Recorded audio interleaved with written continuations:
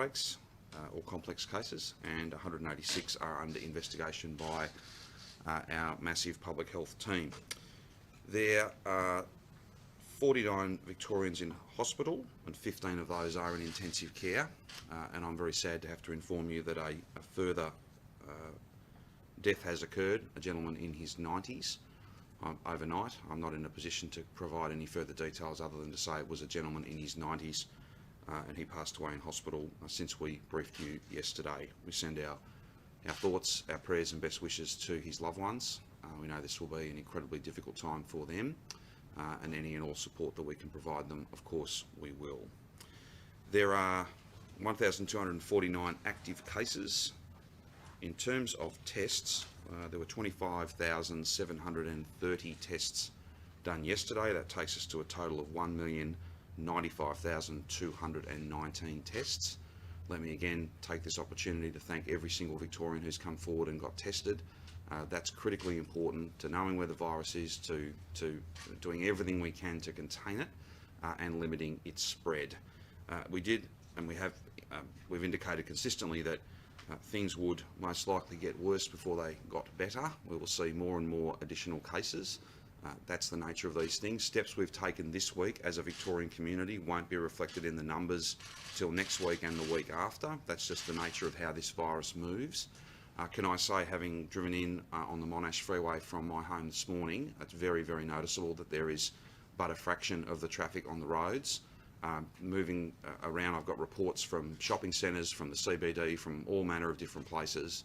I want to thank every single Victorian for doing the right thing, for making sure that they're in their home except when they absolutely need to be out, and only ever in accordance with those 4 reasons. It's so important if we're going to contain this.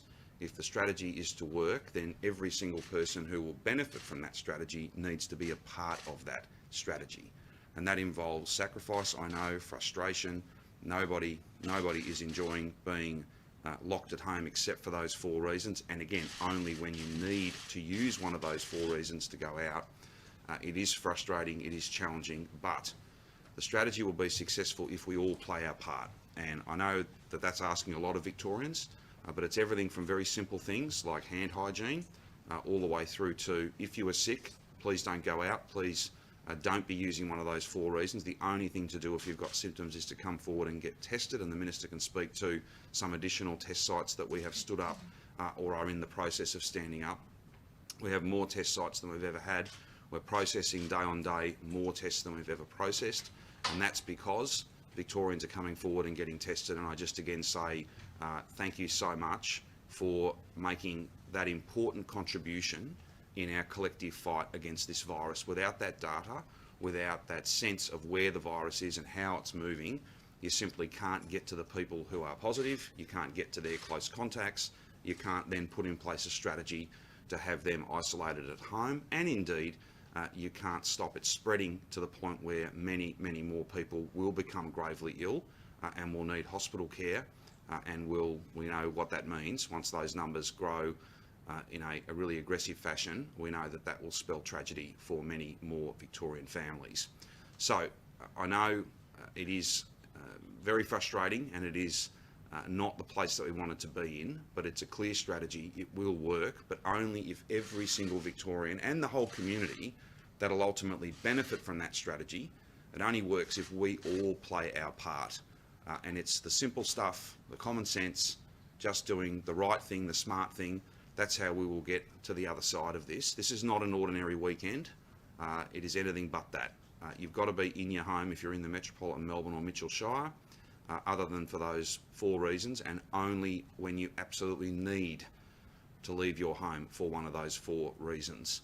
Of course, I'll just make the point again that the exercise reason, one of those 4 obviously, is to go and get some fresh air, to take some daily exercise. You cannot leave the metropolitan area if you are in the metropolitan area, and you can't leave Mitchell Shire beyond, as in going further into regional Victoria if you are in Mitchell Shire. That's just about trying to do everything we can to limit this getting into regional areas. We have low case numbers, and in some parts of regional Victoria, no cases, but we are being extraordinarily vigilant around that issue. And again, we can't do that without the support and the partnership of every single Victorian. This is a clear strategy. There are literally thousands and thousands and thousands of people working every hour of every day to deliver this strategy, but they can't do it on their own. I can't do it without you, the people of Victoria, following those rules, making sure that we all stick together and work together. As frustrating, as inconvenient, as challenging as it is, we cannot deny the reality of the situation we face, and we cannot pretend that doing anything other than following the rules will get us to the other side of this. I might now just ask Jenny to speak to testing sites, and then we're happy to take any questions you've got. Thank you very much, Premier, and good morning. So testing, tracing and isolating cases remains a key feature of our approach in managing and containing this pandemic and this virus. And so we are continuing to put in enormous efforts to make access to testing sites as readily and as easy available to the community as possible. Ultimately, our ambition here is to provide a testing site to everyone within 10 kilometres of their home within metropolitan Melbourne and Mitchell Shire, the areas where we have a key focus at the present time. So from today, we have some new testing sites that will be open. Woodlands Waters Reserve in Mernda is commencing operation today and will be open from 9:30 a.m. to 4:30 p.m. 7 days a week. And Woodland Reserve in Tarneet will provide a drive-through site commencing on Monday, operating from 10 a.m. To 4 p.m. 7 days a week.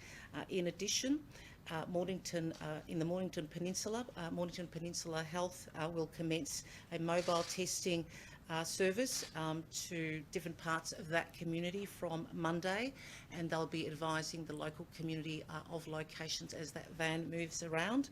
And further, Diamond Valley Sports Centre will provide a drive-through site commencing on Tuesday, and hours and days in terms of availability are to be confirmed. So there are significant efforts being provided to provide further access to sites. So we will continue to have a very strong focus on both fixed and mobile testing sites. We now have more than 150 different testing locations available right across Victoria. So in terms of those testing numbers the Premier talked about, we've now reached 1,095,219 tests, more than 25,000 tests since yesterday. And in terms of our testing rate per 100,000 people, that is now 16,606. So I want to thank Victorians who continue to present to be tested. It's incredibly important that that Victorians do get tested even if they have very mild symptoms. As we've explained many times before, you can be infectious even before you exhibit any symptoms whatsoever. So at the first sign of very mild symptoms, you should present so that you can take the appropriate steps. I want to take this opportunity to thank my interstate colleagues who are assisting us with pathology capacity. We haven't had to send pathology samples from our public health services up until recent days, but certainly our private labs in Victoria have made use of their sister labs in other states, particularly in Sydney, and we're grateful for their support. In terms of contact tracing, I want to take this opportunity to thank our public health team that is working night and day, 7 days a week, to follow through all of those contact traces. It's a very strong team of 1,300 people. We are also utilising the support of our interstate colleagues as well. I spoke to my counterpart health ministers on Thursday. We have a regular catch-up and express my gratitude to them. Some of those individuals are doing that work remotely from their home cities, home states, and some have come to Melbourne to assist us as well. So in terms of 1,300 strong team here in Victoria, we also have about 300 that we're utilising from those interstate counterparts, and we are in the process of growing our contact tracing team further. As a government, we have never hesitated to put in the resources that are needed to support our efforts in this pandemic. Our hospitals are well prepared. They have been working since January to respond to this pandemic. Even when the numbers came down, they never paused their efforts. They are well resourced and well trained to respond.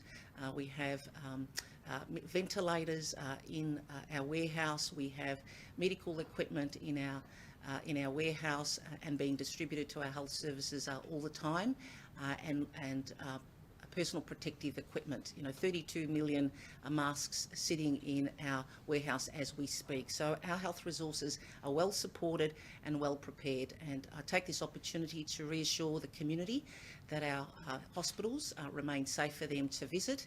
They should not hesitate to present to our emergency department if they need that support, or to call for an ambulance through 000.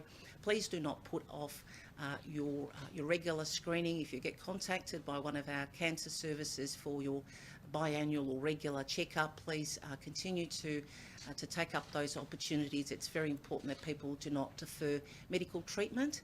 And just to reiterate that it is permissible to leave your home to seek medical care or health care, and that includes to present for testing for coronavirus. Thank you.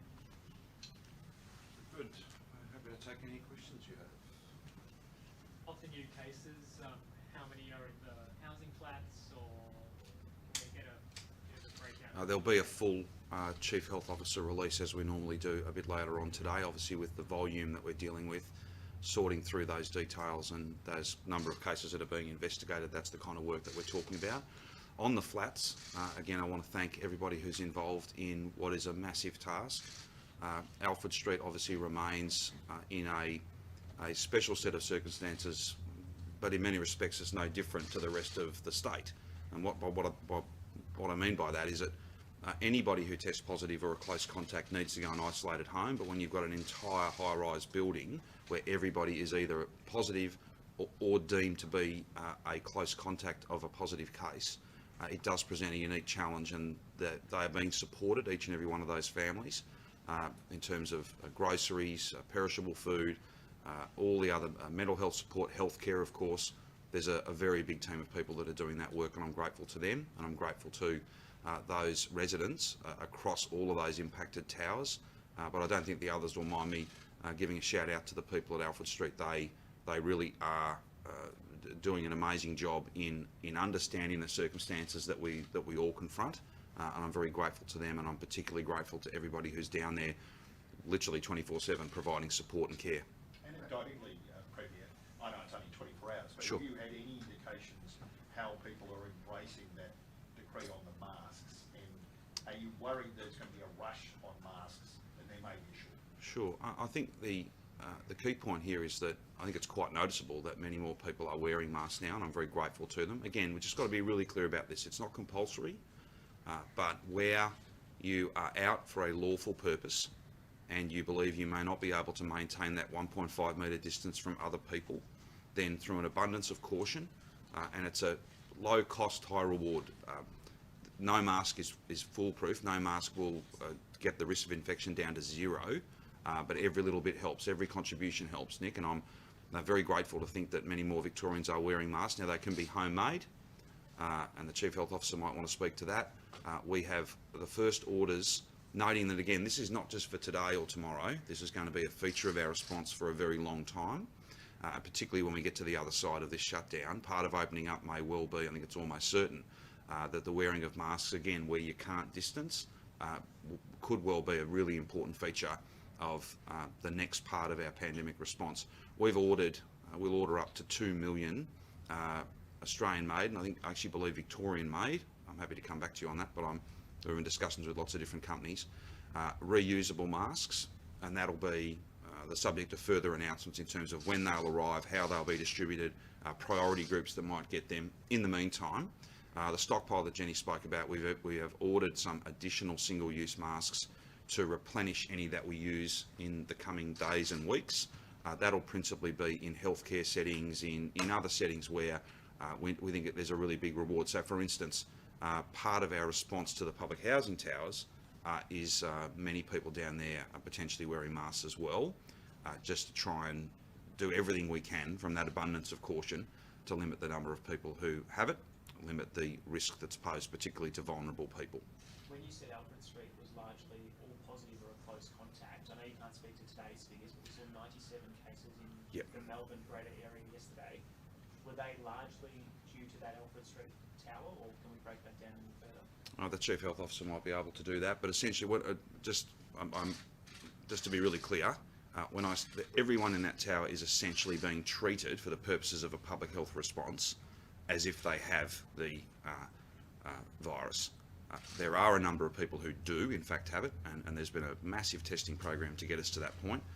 But then because of shared services, and because, for instance, we've got cases on different floors that seemingly had no contact with each other, they're not part of a friendship group, they're not part of family, that's where the public health team came back to us really clearly and said, look, we have to treat the entire tower as if everybody is a close contact of someone who's got it, and therefore at risk of not having symptoms now, but later on developing this virus.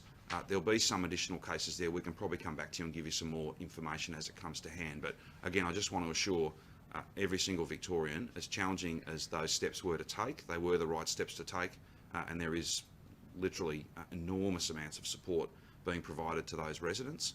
Everyone is doing their very, very best. No response like that can ever be perfect. It's a dynamic environment. It's a very challenging environment in many ways, but there are lots and lots of people down there working around the clock, and they are doing their very, very best to get those residents through this. And I think there's been some coverage today around the sort of efforts that were gone to by nurses doing testing, going door to door, not just to single them out. There's been an enormous number of people from Lifesaving Victoria, the SES, Victoria Police, of course, Ambulance Victoria, nurses and doctors and others from Melbourne Health, St Vincent's. The list goes on and on. Then, of course, many, many charity partners. And again, I'm really grateful to everybody who, in such a heartwarming gesture, have donated, those who are thinking and are concerned about those that are having to go through this. I'm confident that they'll get to the other side of this, so will we. But it is very, very challenging down there. Of those 13 cases that are linked to known outbreaks, can we get a breakdown of where they're linked from? Essentially, we've got over 100 cumulative outbreaks now, so it's very difficult to speak to the 30 cases with each and every one of those outbreaks, but we're certainly seeing single cases in staff members in aged care facilities. That's a workforce that we have to be really mindful of. The response in each and every aged care facility is to go into lockdown for those residents and all staff to be tested, and for them to go into a quarantine period of 14 days and to have that testing before that quarantine is lifted for all residents and staff members. But it does flag the dangers in aged care facilities. Victoria's had more aged care facility outbreaks than any other jurisdiction, but we haven't had an aged care facility that has had a really substantial outbreak, and I think that's in large part because we've had that really early, robust response in terms of testing everyone and going into a lockdown. But we are getting more and more cases in aged care facilities, and we need to keep up with that in terms of making sure that we're doing all of the testing and quarantining everyone and transferring residents who are positive to hospital as required. Are you concerned by the number of school-aged children who are contracting the virus? Certainly the Al-Taqwa outbreak had a lot of school-aged children. It's our biggest cluster of cases. The risks there were both in school and out of school, and the physical distancing that was occurring at school wasn't ideal. So I'm absolutely mindful of the risk with kids in school, but as there's a return for year 11 and 12 students, that will be reinforced very, very strongly by the Department of Education and Training, the exclusion of unwell children, the temperature testing of kids, and to the extent that it's feasible, the distancing of kids within the classroom. So the distancing, was that particular to Al-Taqwa? You say the social distancing is not adhered to. Is that particular, or is that because schools are through? Look, I think it's a challenge in any school, but it's a very big school, Al-Taqwa, and I think it became a particular challenge in that setting as well. Has the government turned to the private sector for help with contact tracing despite repeated offers for help from the ADF, and will the government be calling on the military for help? So, yeah. Sure.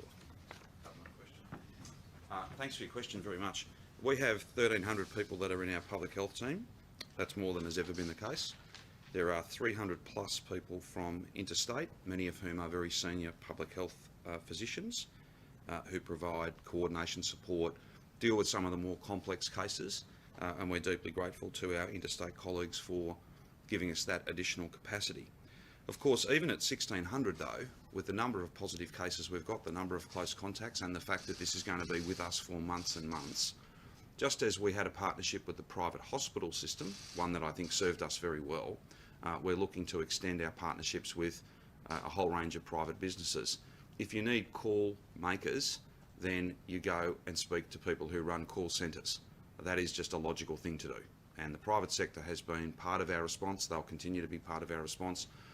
It is not accurate to say that there have been requests made to the ADF or offers made by the ADF in relation to these very specific skills. What I can say though, and again I want to be really just crystal clear, the ADF are on the ground in unprecedented numbers. They're doing a fantastic job. Each and every request that I've made of the Prime Minister, the answer has been yes. And there is a broader offer, whatever we need. And that's why, daily almost, people are moving around the Victorian government, double checking that we've got everything we need. And I will not hesitate to ask for any of the support that we need. I haven't to this point and I won't in the future. I can't give you an exact number update on the number of Australian Defence Force personnel that are on the ground right now moving, that is to say, in fulfilment of the detailed requests that we've made. They're not all here yet. It just takes some time for them to arrive, but we've got ADF out at checkpoints, we've got more ADF in the State Control Centre, and we'll continue to call upon them to do their job where they've got the skills that match up to the tasks that we need done. They are doing a fantastic job and I'm very, very grateful to them. So to clarify, they did not, the ADF did not offer to do the calling? There's been no sense, Nick, that they would necessarily have the right skills to do that. This is a call centre job. Now, I don't want to get into any sort of sense of blame or any of that, right? That's just not relevant here. If I need something, I ring the Prime Minister. The answer is yes. That's how it works. If he needs something from me, the same thing works.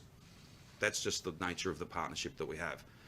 So anything we need from the ADF, we will ask for, and I would be absolutely certain that the answer will be yes.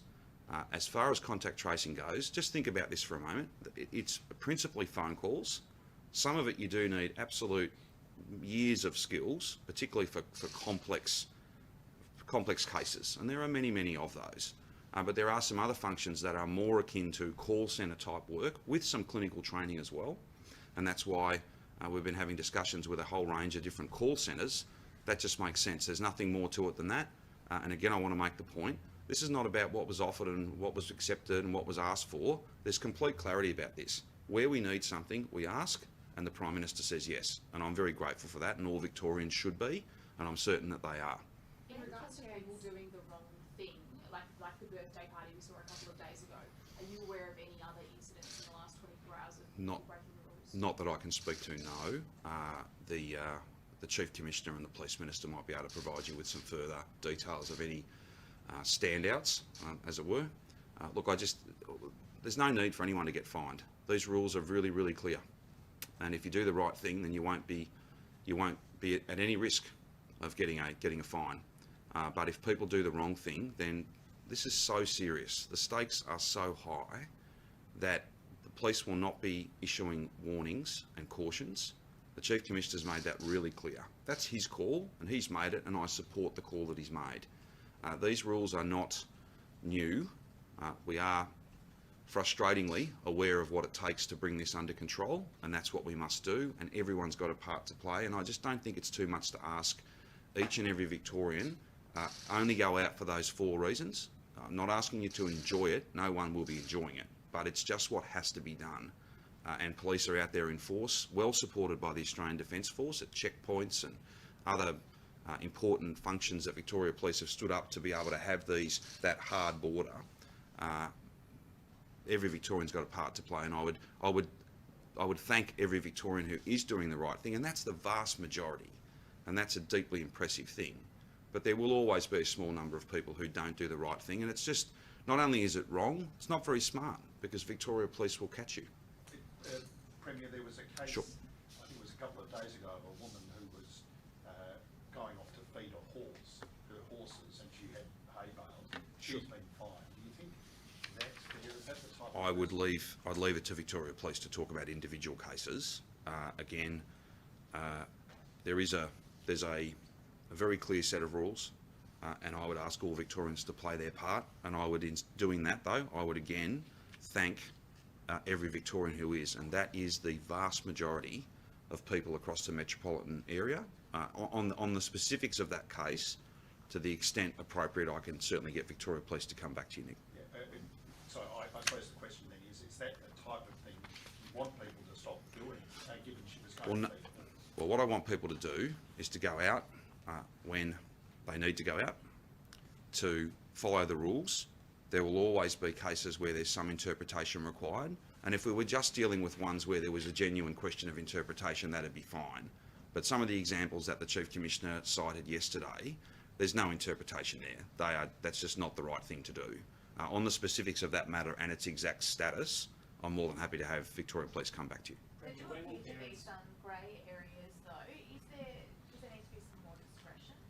Well, whenever you make a rule, there'll always be room for interpretation in some parts. What I'm asking Victorians to do is not to spend time trying to find ways to get around the rules, but instead to follow them. We all just have to do that. We just don't have the luxury of ignoring the reality we face, nor do we have the luxury of thinking that there's some other strategy that'll just drive these numbers down, so it doesn't really matter if I'm not compliant with the strategy that's in place.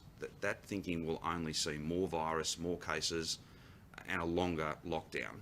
I don't want to have people locked in their homes any longer than is necessary. And if people make selfish choices, then that'll mean that it won't just be for them. It isn't for them to make that judgment, because it's not just them who pays the price. We all will, because the lockdown will go longer. There is common sense used. Victoria Police are well proven to act fairly, but to be firm about it, and that's what's really, really important in this very delicate set of circumstances. Premier, when will parents of kids under year 11 have any clarity on what their school futures will be? Now, as you know, Mark, we have extended the school holidays for a week. I want to be clear though, they are pupil-free days, so teachers and staff will be back at school throughout this coming week. We have always tried to give parents and school communities as much notice as possible, and some further work is to be done to settle our position on that. It'll be based on the best public health advice. It will be about making sure that nothing we do contributes or makes it less likely that our strategy works. We've got to have that abundance of caution to make sure that when I said 6 weeks, we can get to the end of that 6 weeks and be out of this. But we'll give parents as much notice as possible. Of course, 11 and 12, year 10 students doing VCE subjects and kids in specialist schools do go back on Monday. And I want to reassure all parents that have got students in those year levels and in those settings that there will be temperature checking, there will be all sorts of different processes and protocols, just strengthening, building on the great work that our schools did at the back end of the last term. I know that school communities take this very, very seriously, and there'll be some options, for instance, for a little more distance perhaps, because we have less than a full school. We have only a small number in the overall number of students attending each of those schools, but we thought it was important and we thought it was low enough risk to justify having our year 11 and 12s back in school. We don't want 2 VCEs, one from metropolitan Melbourne where there were much longer shutdowns than regional Victoria and vice versa. The other point too on specialist schools, I just want to again make the point that we've listened to parents of children who have those highest needs, and it's just not practical for them to be schooled at home. It's really, really challenging. So those schools are open for that reason as well. Lower risk and really the alternative is not an appropriate alternative. The TGA has approved a drug called remdesivir for use in Australia. That happened yesterday. Is the Victorian government looking at that at all for the use of treating seriously ill? That is most certainly a matter for the Chief Health Officer.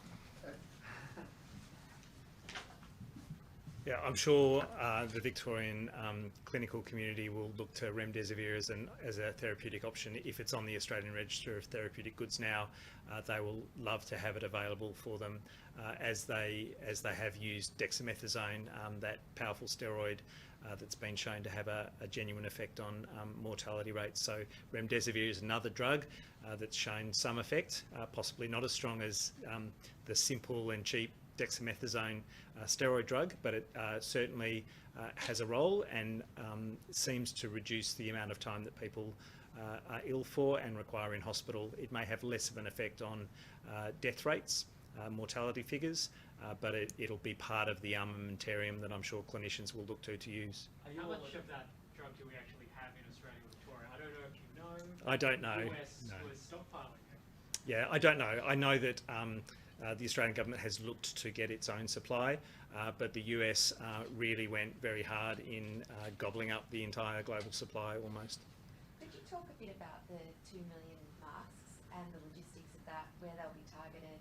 Will residents in areas like Craigieburn and Roxburgh Park, where they've had high cases, be strongly encouraged to be wearing masks when they're going out and doing their business? Yeah, I'll let the Premier speak to the logistics of it, but just to say, certainly we would make an emphasis in those hotspot areas for the most vulnerable individuals, you know, the very elderly, those with pre-existing chronic conditions. They are ones that we are very strongly recommending, but it's a recommendation for everyone in Metro Melbourne and Mitchell Shire at the moment, and it's a consideration for anyone in Victoria, if not Australia. So I think we'll work through the practicalities, but absolutely we'll provide some public health guidance on those priority populations as well. So 2 million reusable masks is obviously a very significant order. That's been placed. The first of those will be with us quite soon, and we'll have more to say about exactly how we're going to get them out to people. We want to make that process as easy as possible. The notion of these things, the way they work obviously is you wear them where you're not confident that you can maintain that 1.5 metre distance. You wash them, you can wear them the following day, the day after that. This is a much better way of going than the vast quantities that would be required if you use single-use surgical grade masks, and even they are not 100% risk-free. They've got to be preserved for those really high-risk environments like hospitals and other parts of our healthcare system. We'll have more to say about when they're arriving, how we'll get them out to people, who will be the priorities in terms of getting those masks.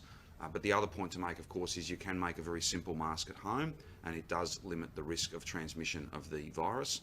Even wearing a scarf and covering your face is of some benefit.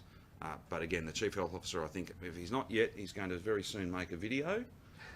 It's made. The video is made, and I would encourage people to have a look at that.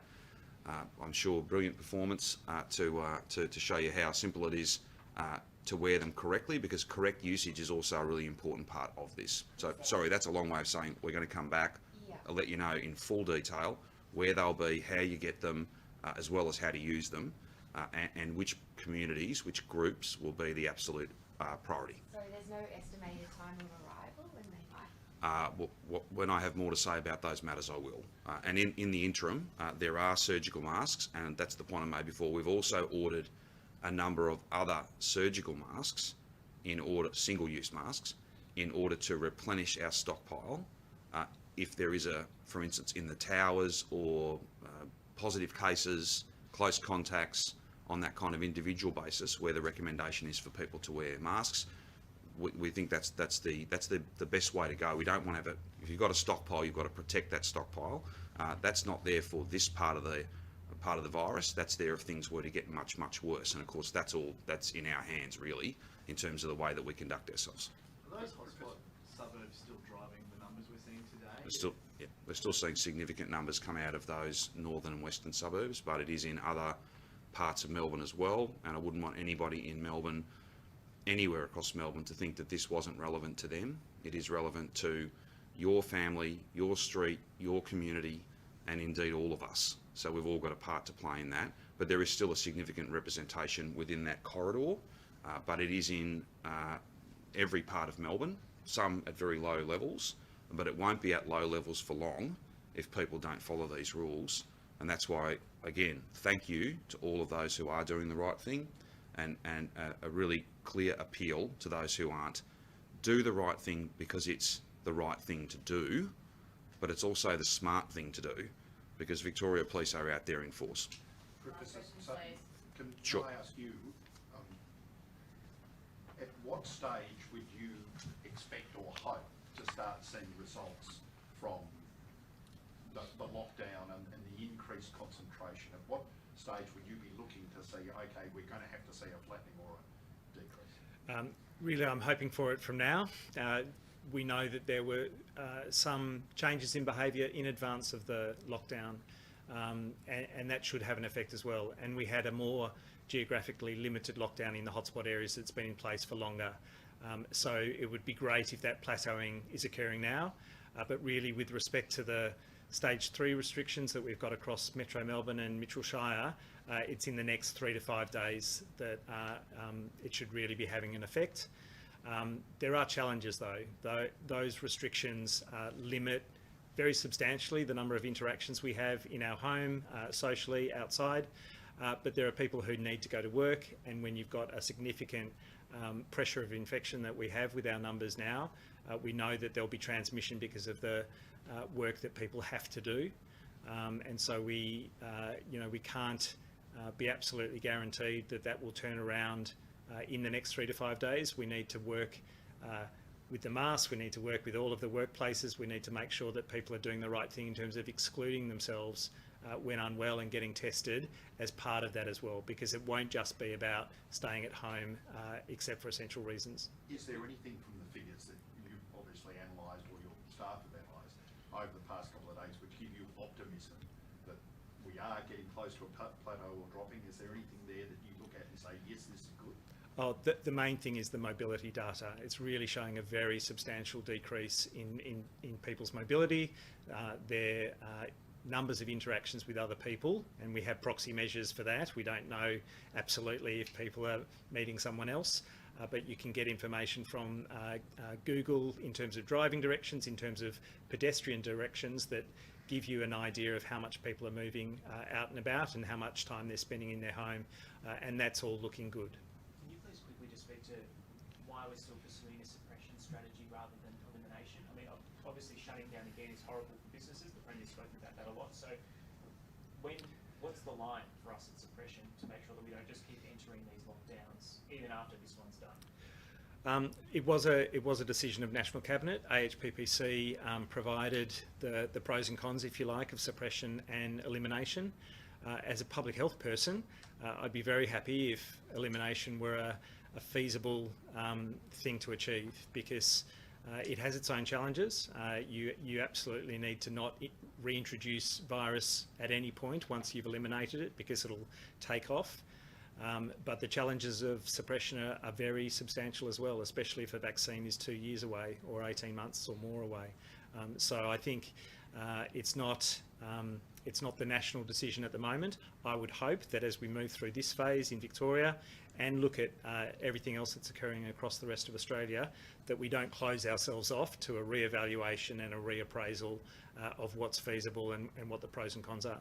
And we've been asked to clarify, what is the situation at the moment during this lockdown for funerals? For funerals, I understand that it's in the Metro Melbourne and Mitchell Shire, it's a limit of 10, I understand.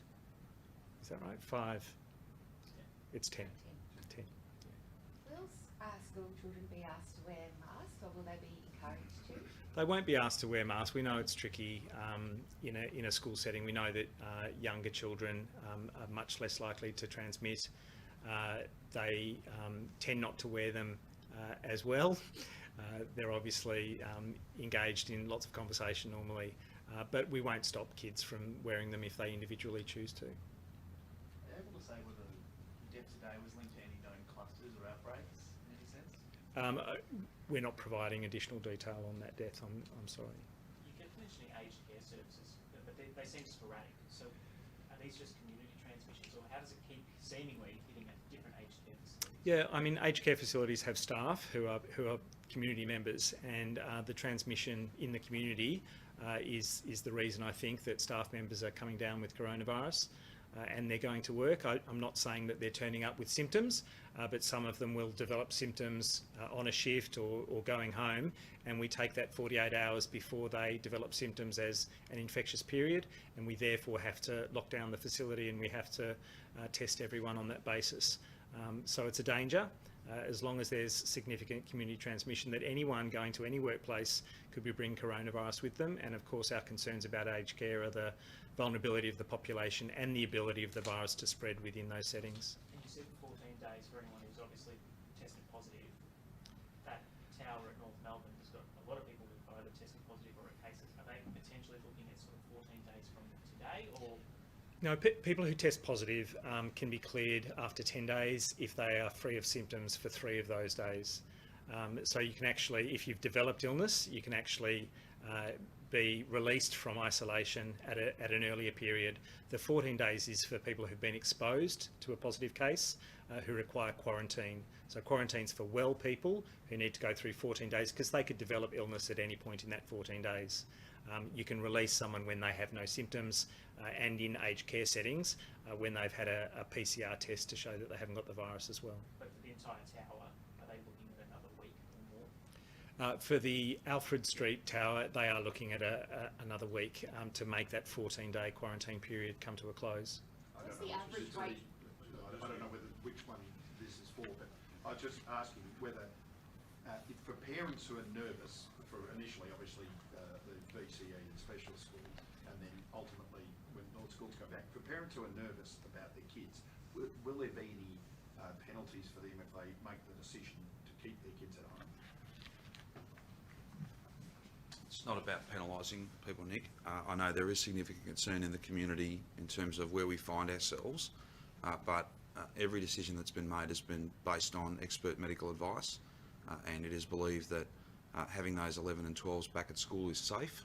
There is a low risk, a manageable risk, but for an abundance of caution, they've got all those thousands of temperature guns to be able to take people's temperature, make sure that any student who's presenting with a fever, that's not the same as a test, but it's a pretty good proxy for obvious symptoms and potential illness and potential virus, and on that basis those kids would be sent home. So I think if we're all vigilant, if we all work together, then the rewards of having our Year 11s and 12s being able to push through and get to the end of the year on equal terms with Year 11 and 12 kids, not just in regional Victoria but across the whole country, I think that the reward is very high. But that'll be monitored. Be monitored daily to make sure that things are as we'd like them to be. If we all work hard together, I think we can make that work. And my message to parents is these decisions are always based on medical advice. Otherwise, we simply wouldn't have the kids back. What's If the the parents average are weight? nervous though, We're not going to be penalising people. No, so And look, and perhaps the best way to answer it is this: there'll be a number of, not a large number, but there'll be a number of Year 11 and 12 students who, because of underlying health issues or the vulnerability of somebody in their house, for instance, they won't be going to school. I think it'll be a small number. We would always look to support them as best we possibly can. On specialist schools, again, it's deemed to be of a lower risk, and it's also deemed to be, from listening to parents, it's really tough and bordering on completely impractical to be trying to run homeschooling for those kids. So it's just about listening and trying to have a policy response that meets the needs of the people who know and understand those challenges best, and that's of course mums and dads of kids who go to specialist schools. What's the average wait time to get a test at the moment, and has that increased? Are you worried it might be putting people off getting tested? No, I don't think that there's anything putting people off. The numbers are absolutely bigger than they've ever been. We are doing more testing than we've ever done, and it's, you know, we've had days where we've done 25,000 and then the next day might be 10 or 12,000. The difference this time is the consistency. We're getting that 20 to 25,000 every single day. Indeed, yesterday, 37,000 tests. So there's very significant capacity there. It can grow further if it needs to. There's always time between when the test is taken and when the laboratory processes it and when the results come back. everyone's doing their level best, their very, very best to make that as fast as possible. So I don't think there's certainly the data would seem to indicate that people are doing the right thing. They're coming forward and getting tested, and I'm very grateful to every one of them, and I'll take the opportunity again to say thank you to everyone who's come out and got tested. Is there an average time though for people? Because when people go to get tested, I think a lot Sure. of people are asking, how long is it going to be until I hear? What is the? It's the between usual- 1 and 2 days normally. Thank you for that question. So at the moment we are averaging between 2 and 3 days. That's because of the huge volume of additional testing that we are doing. But our capacity in our pathology labs is actually increased. We have a capacity in Victoria to do process about 25,000 tests per day, and we're also utilising the additional capacity of interstate labs as well. And I took the opportunity before to thank our interstate labs for their assistance as well. So the time frame is still good. I just want to stress to individuals who have been tested that they should isolate at home until they receive that test result, because the risk is, of course, if they are positive and they continue to go to work and move around into the community, that they could infect others. This is why we've had the hardship payment, other supports available to people to make sure that there is, I guess, no disincentive to people pursuing a test and staying home and isolating if they do test as positive, to ensure that they don't lose essentially a couple of weeks' pay, and they've got that hardship of payment of $1,500 available from the Victorian government if they can't access their own sick leave or other workplace entitlements. So if there's no other issues, we'll just thank every Victorian who's doing the right thing. That's how the strategy will work. That's how we will get control of this virus and drive numbers back down to a sustainable level. And I just ask all Victorians, it's one day at a time in order to get us to the end of that 6 weeks. This is not an ordinary Saturday, it's not an ordinary weekend. People need to do the right thing. Again, thanks to those who are. That's the vast majority. But to every single Victorian, we will all benefit from this strategy, and therefore we all have to play a part in delivering this strategy. Thanks very much. If there's no other questions, I will most likely see you tomorrow. All good?